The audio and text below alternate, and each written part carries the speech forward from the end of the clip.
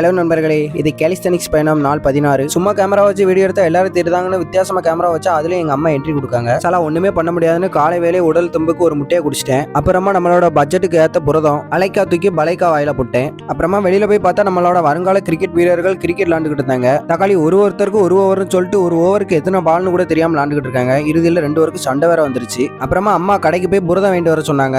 வர காலை உணவு சாப்பிடவே முடிய மாட்டேங்குது நண்பர்களே. அதனால மதியம் 2 முட்டையை வச்சு நல்ல ஒரு புடுப்பு கொடுத்துட்டேன். நமக்கு கொஞ்சம் ஒர்க் இருக்க காரணத்தினால ஒர்க் அவுட் இல்ல, இருந்தாலும் கிடைக்கிற நேரத்துல ஒரு டச் அப் போடுவோம்னு போட்டு பார்த்தேன். தலைகீழ் அழுத்தத்தை முடிச்ச கையோட பிளான்ச் ட்ரை பண்ணேன். அதுக்கப்புறமா நமக்கு எப்பவுமே குடைச்சல் கொடுக்குற 90 டிகிரி வழக்கம் போல முதலையே மண்ணை கவிட்டேன். அப்புறமா எனக்கு நானே மோட்டிவேட் பண்ணி சுரேஷ் அப்படின்னு சொல்லி 2வது முயற்சியில வெற்றி. ஒர்க் அவுட்டை முடிச்சுட்டு அரவர குழிகளோட ஆடைய மாத்திட்டு ஒர்க்குக்கு கிளம்பிட்டேன். போன இடத்துல நம்ம தம்பிங்க ஏதோ பண்ணிக்கிட்டு இருந்தாங்க. என்னடான்னு கேட்டா, அண்ணா என்னோட டோலியை நான் எப்படியாச்சும் கஷ்டப்பட்டு காப்பாத்திருவேன் அப்படின்னு சொன்னா. அவ எப்படின்னு கேட்டா, அதான் இப்படிதான். அப்புறமா இரவு சாப்பாடுக்கு பசங்க எல்லாரும் கூட சேர்ந்துட்டு சாப்பிட முடியாம ஒரு தோசையை சாப்பிட்டு இன்னைக்கான நாளை முடிச்சுக்கிட்டேன். தொடர்பிலே இருங்க.